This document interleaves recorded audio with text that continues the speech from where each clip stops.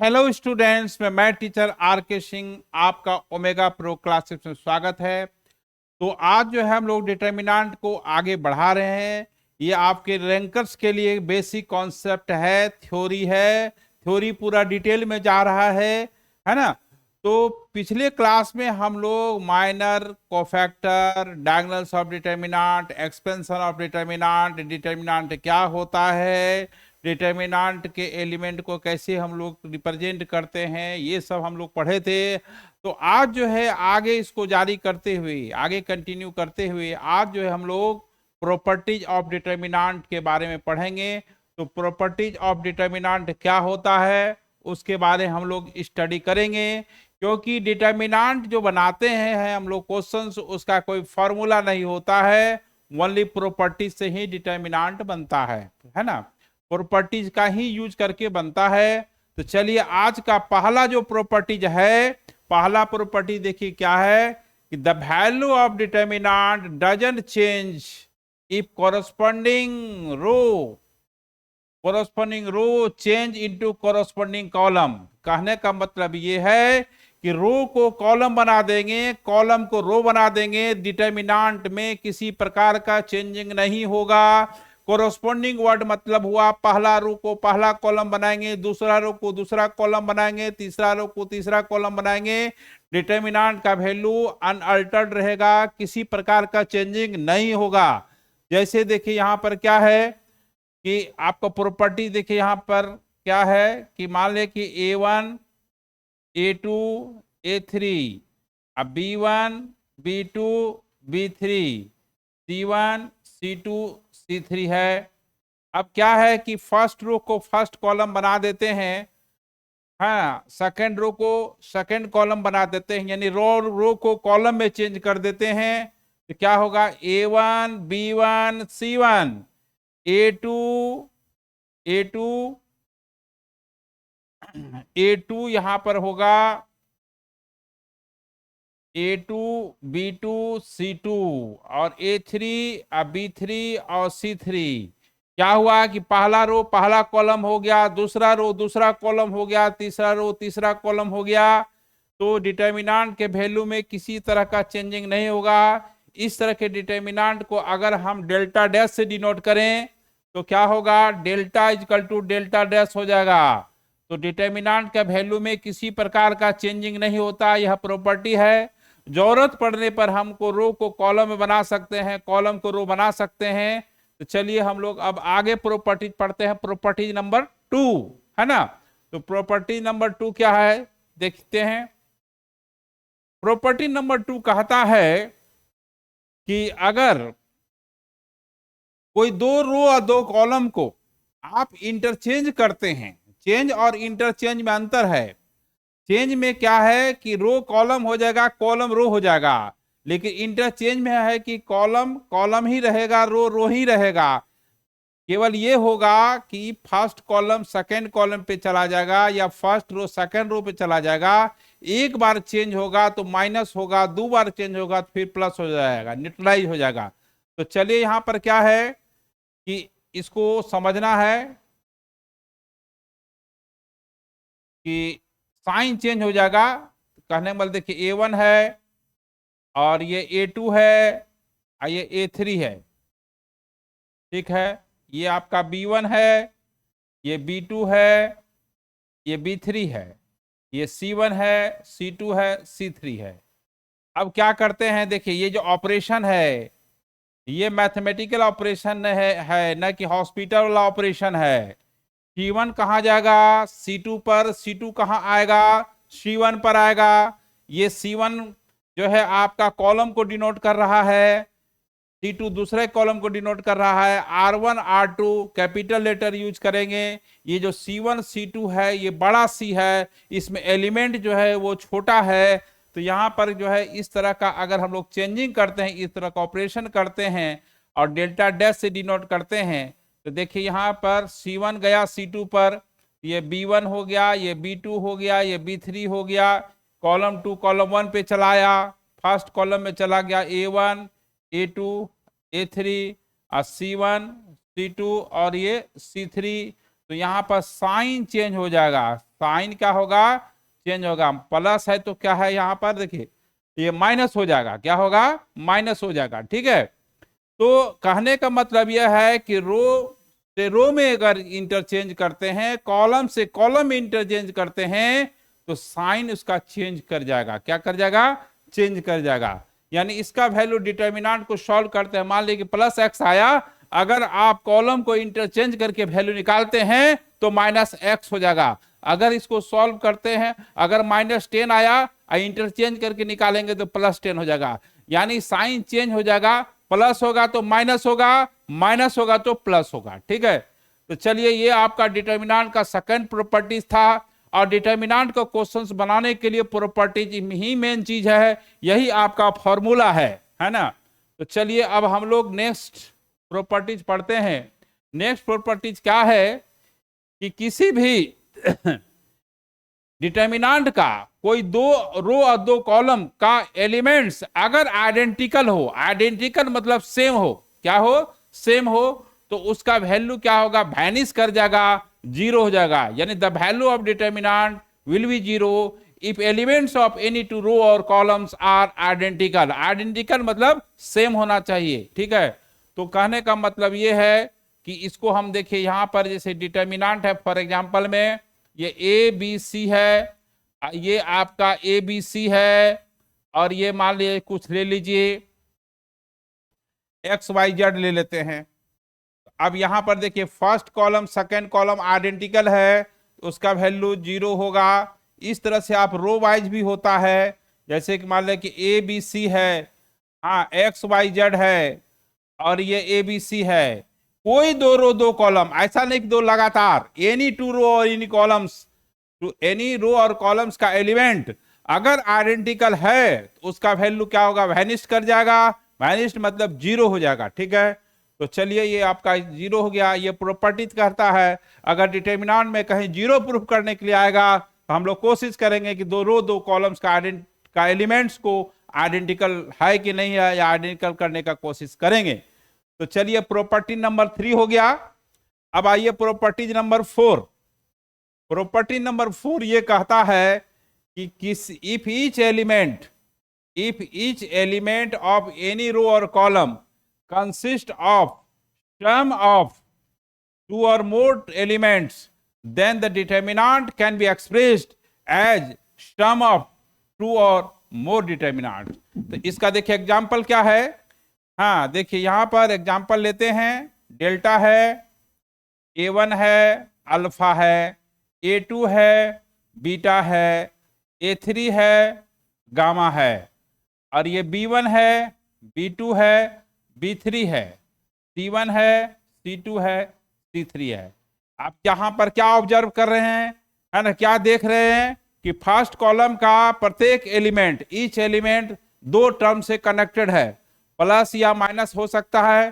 तो इसमें क्या होगा, देखिए ये क्या होगा, देखिए A1 A2 A3 लिखेंगे, फिर ये B1 B2 B3 लिखेंगे, मतलब कि A1 A2 A3 होगा।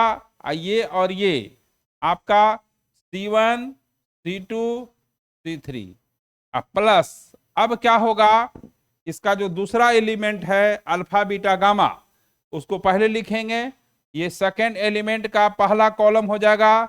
और ये दोनों जो है ज्यों का त्यों रह जाएगा, उसमें किसी तरह से कोई छेड़छाड़ नहीं करना है। B1 B2 B3 C1 C2 C3 यही चीज हुआ। अगर 3 रहेगा, मान ले कि यहां पर A1 plus alpha plus x रहता, A2 plus beta plus Y रहता, A3 plus gamma plus Z होता, फिर 3 डिटरमिनेंट एक्सपेंड करना पड़ जाता। ठीक है, तो कहने का मतलब है किसी सिंगल रो सिंगल कॉलम, है ना, का ईच एलिमेंट कंसिस्ट ऑफ 2 और मोर टर्म्स है ना, तो उसको सम ऑफ 2 और मोर डिटरमिनेंट्स के रूप में एक्सप्रेस कर सकते हैं, स्प्लिट कर सकते हैं, ब्रेक कर सकते हैं। ठीक है, तो चलिए ये प्रॉपर्टी नंबर हम लोग 4 पढ़े, है ना, ये बहुत इंपॉर्टेंट प्रॉपर्टी है ना, आज के हार्ड क्वेश्चन बनाने में। अब हम लोग प्रॉपर्टी नंबर 5 जाएंगे।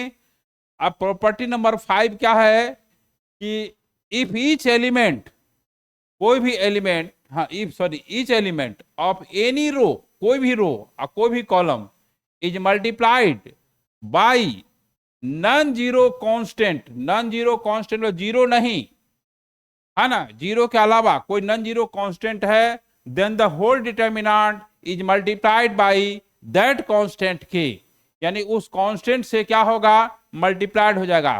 केवल सिंगल रो सिंगल कॉलम में, लेकिन मैट्रिक्स जब पढ़ाएंगे तो उसमें ऐसी बात नहीं है, क्योंकि जब उसमें ईच रो ईच कॉलम में होगा, यानी 3 कॉलम है या 3 रो है, तो उसमें प्रत्येक एलिमेंट में मल्टीप्लाइड होगा, तब कॉमन होगा होल मैट्रिक्स। लेकिन डिटर्मिनेंट में क्या है कि केवल एक रो एक कॉलम में अगर मल्टीप्लाइड है तो वो पूरे डिटर्मिनेंट्स में वो मल्टीप्लाइड हो जाएगा। जैसे देखिए क्या कहने का मतलब है, जैसे ये डेल्टा है KA1 KA2 KA3, ये B1 B2 B3 C1 C2 C3। आप देख रहे हैं क्या है कि फर्स्ट कॉलम का है ना ईच एलिमेंट K से मल्टीप्लाइड है, तो इसको आप ऐसे लिख सकते हैं, K कॉमन ले लीजिएगा, K कॉमन लिए किससे, फर्स्ट कॉलम से लिए कॉमन, कॉमन किससे लेंगे, जिस रो या कॉलम में ईच एलिमेंट उस नंबर से मल्टीप्लाइड होगा तब कॉमन लेंगे। लेकिन केवल सिंगल रो या सिंगल कॉलम याद रखेंगे, तो ये क्या होगा, A1 A2 A3 B1 B2 B3 C1 C2 C3। अगर आपको ऐसा सिचुएशन आ जाए कि देखिए क्या है कि डिटर्मिनेंट है फर्स्ट रो में अगर K से मल्टीप्लाइड है KA1 KA2 KA3, और सेकेंड रो में MB1 M से मल्टीप्लाइड है MB3 है, और NB1 है NC1 है NC1 NC2 NC3। आप यहाँ क्या देख रहे हैं, क्या ऑब्जर्व कर रहे हैं, फर्स्ट कॉलम का ईच एलिमेंट K से मल्टीप्लाइड है, सेकेंड रो का ईच एलिमेंट M से मल्टीप्लाइड है, थर्ड रो का ईच एलिमेंट N से मल्टीप्लाइड है, तो फर्स्ट रो से K कॉमन आ जाएगा। तो कॉमन कैसे लिखते हैं, ये डिटर्मिनेंट डेल्टा का सिंबल है, पिछले क्लास बताए थे determinant is denoted by D या डेल्टा। तो यहां पर क्या है कि फर्स्ट कॉलम से कॉमन ले लेंगे, सेकेंड कॉलम से M कॉमन ले लेंगे, थर्ड कॉलम से N कॉमन ले लेंगे, ये हो जाएगा A1 A2 A3। जब कॉमन ले लेंगे तो बचेगा यहाँ A1 A2 A3, यहाँ होगा B1 B2 है ना B3, और यहां पर हो जाएगा C1 C2 C3। इस तरह से हम लोग डिटर्मिनेंट में कॉमन लेने का रूल है, इसी तरह से हम लोग लेंगे, ठीक है। तो अब देखिए ये तो प्रॉपर्टीज हो गया, तो कैसे कॉमन लेते हैं। अब देखिए 6 नंबर प्रॉपर्टी है, ये बहुत ही इंपॉर्टेंट प्रॉपर्टी है। संडे डिटर्मिनेंट का 90% क्वेश्चंस में ये प्रॉपर्टी जो होता है, क्योंकि डिटर्मिनेंट का जब क्वेश्चन सॉल्व करते हैं किसी दो रो या कॉलम के है ना एलिमेंट को आपको जीरो करना होता है, ठीक है। तो अब देखें यहां पर the value of determinant doesn't change, the value of determinant doesn't change under the operation of, तो देखिए क्या ऑपरेशन है कि C1 में फर्स्ट कॉलम में सेकेंड कॉलम को M से, थर्ड कॉलम को N से मल्टीप्लाइड करके जोड़ेंगे घटाएंगे, डिटर्मिनेंट में किसी प्रकार का चेंजिंग नहीं होगा। तो ध्यान देने वाली था कि C1 में कर रहे हैं तो बच गया कॉलम 2 कॉलम 3, उसमें M से मल्टीप्लाइड करना है और N से मल्टीप्लाइड करना है। अब देखिए C2 में बच गया C1 C3, तो कॉलम C1 को M से, कॉलम 3 को N से मल्टीप्लाइड करके जोड़ेंगे घटाएंगे तो कोई फर्क नहीं पड़ेगा। उसी से कॉलम 3 में जो है फर्स्ट कॉलम को M से, सेकेंड कॉलम को N से मल्टीप्लाइड करके जोड़ेंगे घटाएंगे तो कोई फर्क नहीं पड़ेगा, किसी प्रकार का चेंजिंग नहीं होगा। उसी तरह से रो में R1 में है ना, आप जैसे कॉलम वाइज करते हैं उस तरह रो वाइज कर सकते हैं। फर्स्ट रो में M से मल्टीप्लाइड, R1 में सेकेंड रो को M से, थर्ड रो को N से मल्टीप्लाइड करके जोड़ेंगे घटाएंगे तो किसी प्रकार का चेंज नहीं होगा।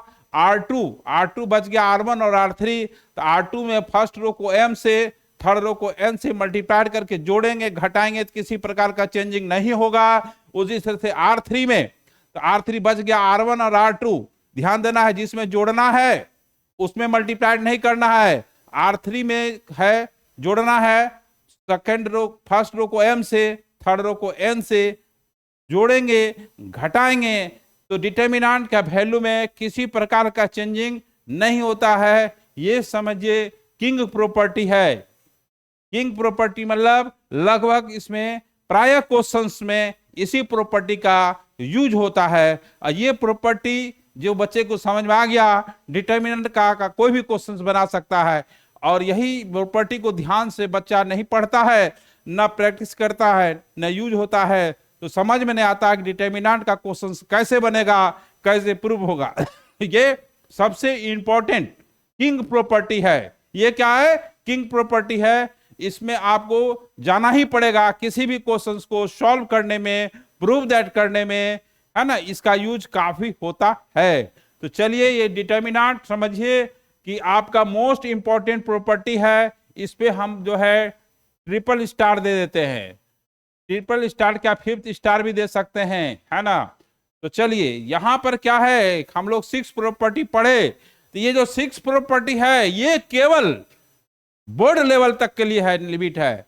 बोर्ड लेवल तक के लिए, केवल बोर्ड लेवल तक का ही 6 प्रॉपर्टी लिमिट है। इसके बाद बोर्ड के बाद जब आप जी मेंस के लिए जाएंगे तो अब आगे का प्रॉपर्टी का यूज करना है ना। बोर्ड के लिए ये सफिशिएंट प्रॉपर्टी 6 प्रॉपर्टी है, लेकिन क्योंकि आप जी मेंस के लिए पढ़ना है तो ये प्रॉपर्टी की यूज करना ही पड़ेगा। लेकिन और जो प्रॉपर्टी एक्स्ट्रा प्रॉपर्टी है वो जो है आपको कंपटीशन के लिए है। क्या है? कंपटीशन के लिए है। तो अब आपको जो है ये पढ़ना ही पड़ेगा। उसके बाद अब नेक्स्ट देखिए 7th प्रॉपर्टी। 7th प्रॉपर्टी ये कंपटीशन का प्रॉपर्टीज है। तो हम ऐसा कर रहे हैं कि ये जो बच्चा केवल टारगेट के लिए पढ़ रहा है, जी मेंस के लिए पढ़ रहा है, रैंकर्स के लिए जो यूट्यूब पे देख रहे हैं, वो जो है क्या है कि 1 से लेकर के, है ना, 1 से लेकर करके जितना प्रॉपर्टी है सब पढ़ लीजिए, ठीक है। और जो बच्चे, है ना, जो बच्चे बोर्ड तक का है तो वो केवल 6 प्रॉपर्टी को फॉलो करेंगे, ठीक है। तो चलिए यहां पर x equal to alpha, x equal to alpha satisfies the delta x equal to 0। Delta x का फंक्शन है, वो इक्वेशन है। x इक्वल टू अगर अल्फा सेटिस्फाई कर रहा है तो x माइनस अल्फा उसका फैक्टर होगा। आप लोग 9th में पढ़ते होंगे, 10th में पढ़ते होंगे फैक्टर थ्योरम। वही फैक्टर थ्योरम यहाँ डिटर्मिनेंट फॉर्म में इक्वेशन है। अगर x equal to alpha satisfy कर रहा है तो x माइनस अल्फा उसका फैक्टर होगा। उसी तरह से x इक्वल टू बीटा अगर सेटिस्फाई कर रहा है तो x माइनस बीटा उसका दूसरा फैक्टर होगा।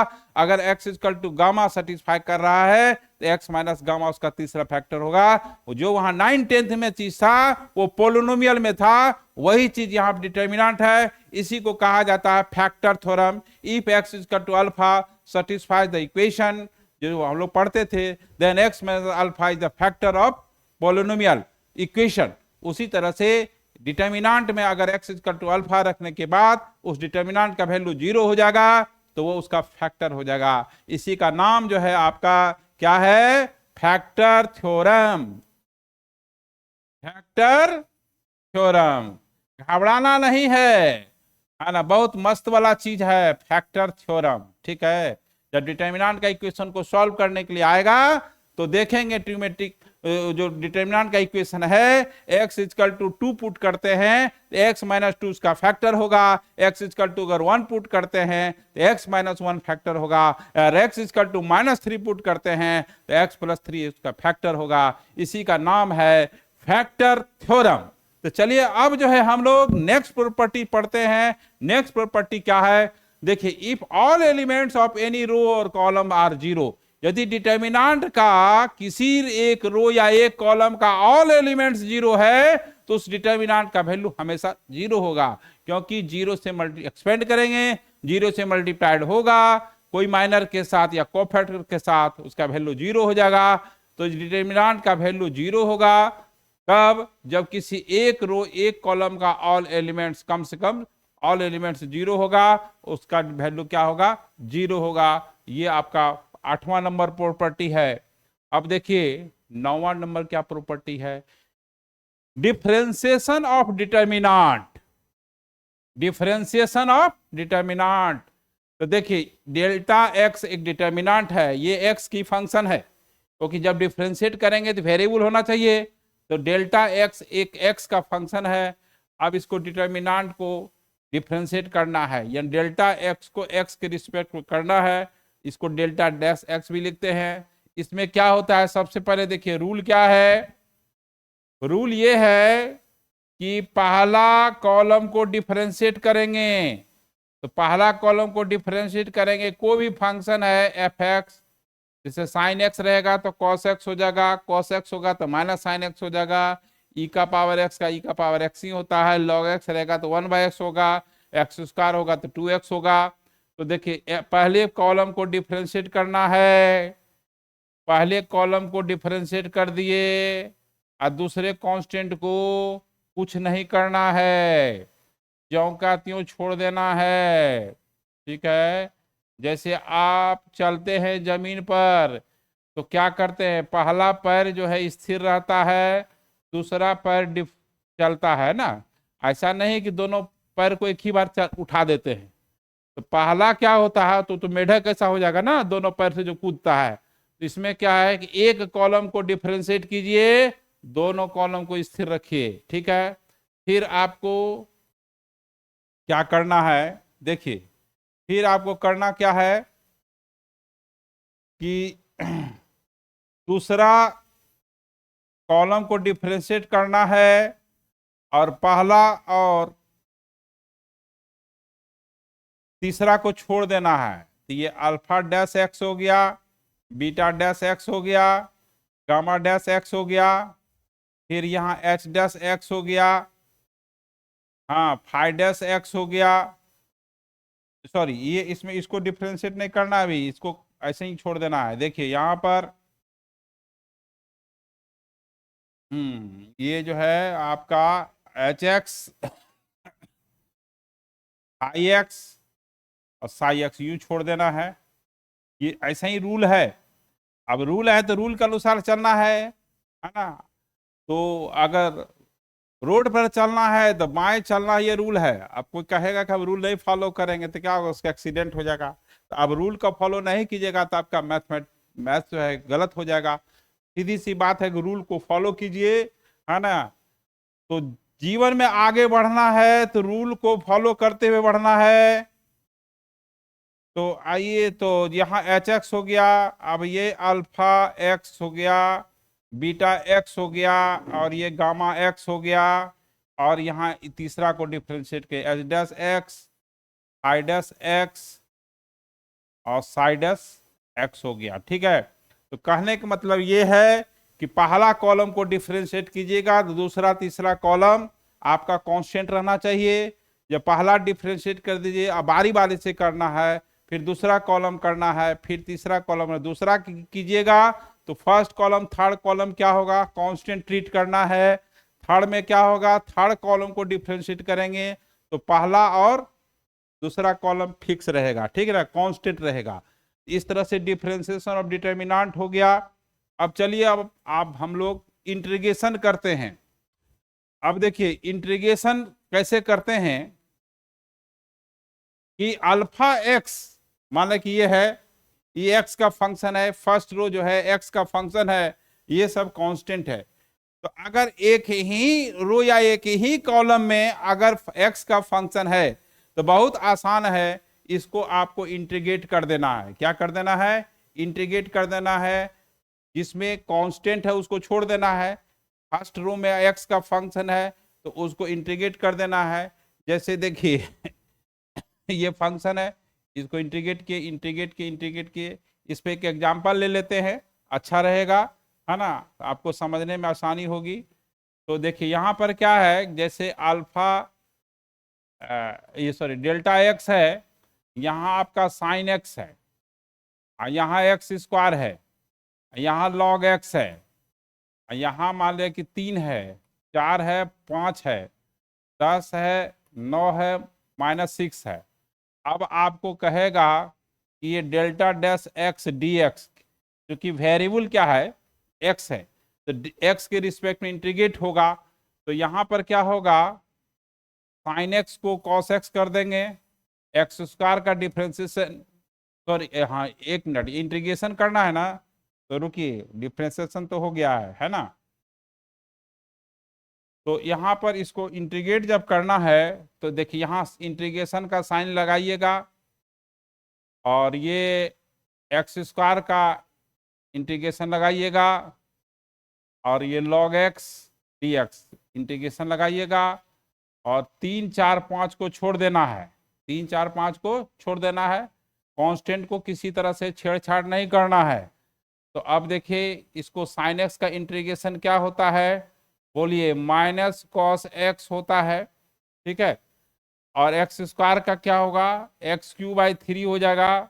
लॉग एक्स का इंटीग्रेशन जो है आपका x log x minus x होगा, जब आप इंटीग्रेशन पढ़ेंगे डिटेल में तो इसका होता है log x का x log x minus x. 3, 4, 5 इसमें कुछ करना नहीं आपको छेड़छाड़, और इसको यूं ही छोड़ देना है। तो इस तरह से मेरा जो है आपका, हाँ ये इंटीग्रेशन हो गया। लेकिन अगर एक से ज्यादा रो, एक से ज्यादा कॉलम में अगर एक्स का फंक्शन है तो उस डिटर्मिनेंट को जो है एक्सपेंड कर करके, इवेल्युएट कर करके, है ना, आपको निकालना है वैल्यू, ठीक है। तो देखिए नोट में क्या है कि if the elements of more than one column और row are function of X, then the integration can be done after evaluation or expansion of the determinant। यानी उसको एक्सपेंड कर देंगे, केवल सिंगल रो या सिंगल कॉलम में होगा तो आपको बता दिए कैसे करना है। लेकिन जब एक से ज्यादा रो, एक से ज्यादा 2 रो हो, 2 कॉलम हो, तो उसका वैल्यू निकाल लेंगे, जो भी आएगा फिर जो है रूल ऑफ इंटीग्रेशन जो होता है उसको इंटीग्रेट कर देंगे।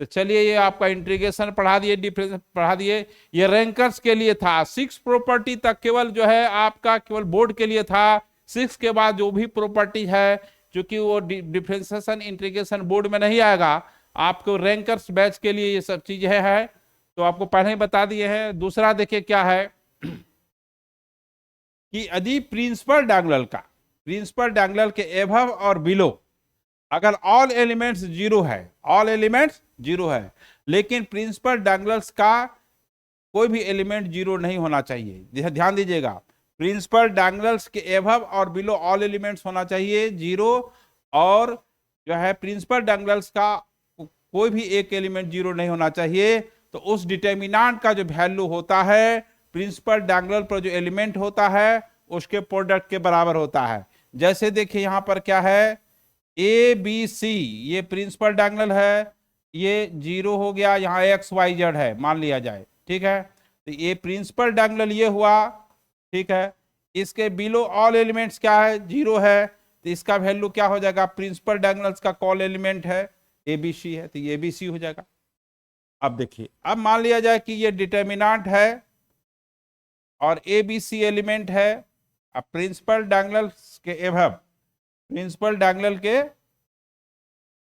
एबव, है ना, प्रिंसिपल डायगोनल के एबव, देखिए ये प्रिंसिपल डायगोनल के एबव ऑल एलिमेंट जीरो है, तो इसका वैल्यू क्या हो जाएगा आपका, ई भी ABC हो जाएगा। यानी प्रिंसिपल डायगोनल के एबव और बिलो अगर ऑल एलिमेंट्स जीरो है ना, तो चाहे एबव हो चाहे बिलो हो, उसका वैल्यू क्या होगा, जीरो के बराबर, sorry product of principal diagonals के एलिमेंट के बराबर होगा। तो इस तरह से हम लोग 11th प्रॉपर्टी पढ़े। अब देखिए नेक्स्ट में क्या है, अब हम लोग पढ़ेंगे types of determinant. Types of determinant में क्या है, पहला है सर्कुलर डिटर्मिनेंट। सर्कुलर डिटर्मिनेंट में क्या होता है कि किसी एक रो या एक कॉलम का ऑल एलिमेंट 1 होना चाहिए और ABC होना चाहिए, फिर उसका स्क्वायर होना चाहिए ठीक सामने। ये रो वाइज भी हो सकता है। इसका वैल्यू साइक्लिक फैक्टर में होता है वो होता है a माइनस बी। अब कहिए ऐसा क्या है इसमें कि ये ऑब्जेक्टिव जब बनाइएगा तो आपको सोचना नहीं पड़ेगा। कोई बड़ा क्वेश्चंस बनाएंगे, बीच में इस टाइप का टर्म आ गया, किसी स्टेज में इस तरह का डिटर्मिनेंट आ गया, आप डायरेक्ट जो है a minus B, B minus C, C minus c use कर सकते हैं। इस तरह के डिटर्मिनेंट को सर्कुलर डिटर्मिनेंट करते हैं, जैसे साइक्लिक फैक्टर पढ़ते हैं, ए बी सी है तो a minus B, B minus C, C minus A. उसी तरह से सर्कुलर डिटर्मिनेंट में क्या होता है, 1 1 1 होता है, ए बी सी होता है, फिर इसका स्क्वायर होता है, उसका वैल्यू जो है साइक्लिक फैक्टर में होता है a minus B, B minus C, C minus A. आपको टाइम बचाने के लिए, बड़ा क्वेश्चन को छोटा में सॉल्व करने के लिए ये सबसे बेहतरीन ट्रिक है, का काम करेगा। तो चलिए अब हम लोग नेक्स्ट क्वेश्चन देखते हैं। सर्कुलेंट, सर्कुलेंट क्या होता है, a b c, b c a, c a b, जैसे याद रखते हैं a b c, c b c a, c a b. देखिए ध्यान देने के बाद है, ये क्या है, ए है, बी है, सी है, ए बी सी, देखिए ऐसे चलिए a b c, b c a, c a b, याद रखने का, a b c, b c a, c a b, ये से सर्कुलेंट कहलाता है। इसका value 3 a b c minus a cube minus b cube minus c cube. जब आप लोग को क्वेश्चन बताया जाएगा इसका वैल्यू कैसे होता है वहां पर डील किया जाएगा। लेकिन अगर जो कि आप रैंकर्स के लिए आप तैयारी कर रहे हैं तो इस तरह के रिजल्ट को अगर याद रखते हैं तो आपको टाइम बचाएगा, ये आपका ट्रिक काम करेगा, है ना। बड़े बड़े क्वेश्चंस को सॉल्व करने में ये ट्रिक काम करेगा। जितना मैक्सिमम रिजल्ट हो सकता है संभवतः उसको याद रखेंगे तो मैथमेटिक्स में क्या है कि आपका टाइम बचेगा, ठीक है। तो किसी भी सब्जेक्ट में ही होता है, फिजिक्स है, केमिस्ट्री है, बायोलॉजी है, हर चीज में ट्रिक है, ठीक है। तो ये ट्रिक आपका काम करेगा। चलिए अब देखिए सिमेट्रिक डिटर्मिनेंट किसको कहते हैं। सिमेट्रिक डिटर्मिनेंट कहते हैं किसको, कि कोई भी डिटर्मिनेंट है ना, कोई भी डिटर्मिनेंट जो है आपका, देखिए कोई डिटर्मिनेंट है, a determinant is said to be symmetric if A I J is equal to A J I, यानी ith रो jth कॉलम में जो एलिमेंट होगा, है ना, वही एलिमेंट jth रो ith कॉलम होना चाहिए। जैसे देखिए यहाँ पर 2 रख दिए, 3 रख दिए, 4 रख दिए, और यहाँ 3 4 5 4 6, ये 5 और ये 6। देखिए यहाँ पर क्या है, ध्यान दीजिएगा, यहाँ पर A21 3 है, A12 पे देखिए, A12 पर फर्स्ट रो सेकंड कॉलम में कौन एलिमेंट है, देखिए यही है ना। देखिए अब जो है यहां पर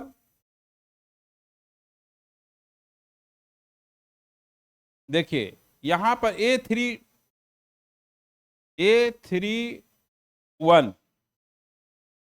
4 है, तो A13 पर देखिए 4 है, देखिए है 4, देखिए ठीक है 4 है।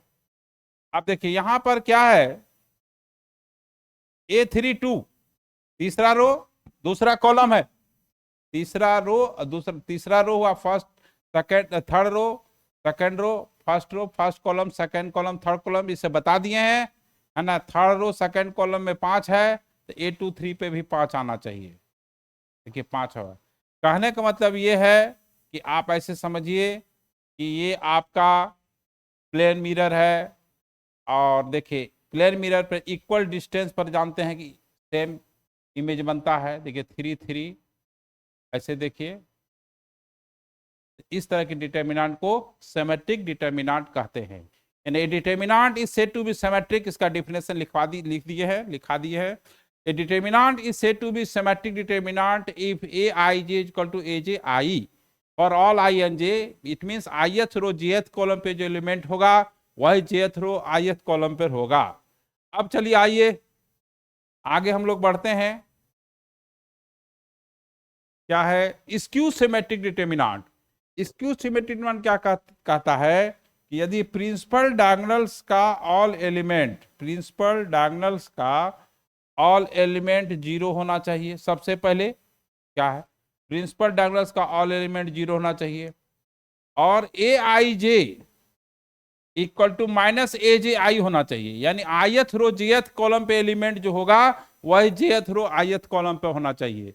तो देखिए यहाँ 2 है, देखिए यहाँ -2 है, यहाँ देखिए +3 है, तो देखिए यहाँ -3 है, यहाँ +4 है, देखिए -4 है, तो यानी ए I J equal to minus A I जे। तो देखिए यहाँ पर क्या है, a determinant is said to be symmetric determinant is said to be skew symmetric नहीं, skew symmetric determinant if all the elements of principal diagonal are 0 and aij equal to minus A J I. अब देखिए जो principal diagonals का all element जब 0 होगा, A I equal to minus A J I होगा, दो condition हो गया। इसके बाद देखिए इसमें क्या है कि जो स्क्यू सिमेट्रिक डिटर्मिनेंट है और जो ऑड ऑर्डर का है, कितने ऑर्डर का है, ऑड ऑर्डर का, यानी ऑर्डर में third order, fifth order, seven, उसका वैल्यू 0 होगा। यहाँ पर नोट पॉइंट में आपको लिखना है the value of skew symmetric determinant, even order नहीं, the value of skew symmetric determinant of odd order is always 0 होगा। जैसे देखिए यहां पर क्या है, यहां पर 0 है, 0 है, 0 है। जैसे 0 0 देखिए प्रिंसिपल डायगोनल आपका कान खड़ा हो जाना चाहिए, है ना। तो यहां अगर -a है, यहाँ +a है, यहाँ अगर b है, यहाँ -b होगा, यहाँ अगर c है तो यहाँ पर आपका -c होगा, और ये जो है, हाँ यहाँ तो 0 होगा ही, है ना, सिमेट्रिक में नहीं था, ठीक है। तो देखिए सबसे पहले प्रिंसिपल डायगोनल्स का ऑल एलिमेंट 0, अक्सर इस पे क्वेश्चन होता है, और यहाँ पर अपोजिट है, देखिए साइन, इसका वैल्यू 0 होगा, बनाने का कोई जरूरत नहीं है। अब जैसे देखिए ये है 0 है, 0 है, 0 है, और यहाँ पर देखिए a माइनस बी है, अब b माइनस ए है, c माइनस ए है, a माइनस सी है, यहाँ पर b माइनस सी है, यहाँ c माइनस बी है। देखिए a माइनस बी अब b माइनस ए उल्टा है, देखिए c माइनस ए माइनस सी उल्टा है, b माइनस सी अपोजिट साइन है, इसका वैल्यू 0 होगा। इस तरह से स्क्यू सिमेट्रिक डिटर्मिनेंट का जो वैल्यू होगा वो हमेशा 0 होगा। तो अब हम लोग जो है इस पे क्वेश्चंस जो ये खत्म हो गया है। अब जो है सॉरी क्वेश्चन कहते हैं, प्रॉपर्टी सब बता दिए हैं, और नेक्स्ट लेक्चर में हम लोग इस पर क्वेश्चंस करेंगे, ठीक है। तो नेक्स्ट लेक्चर में ये सर नेक्स्ट लेक्चर में आपको क्वेश्चंस कराया जाएगा, ठीक है। तो अब देखते हैं क्या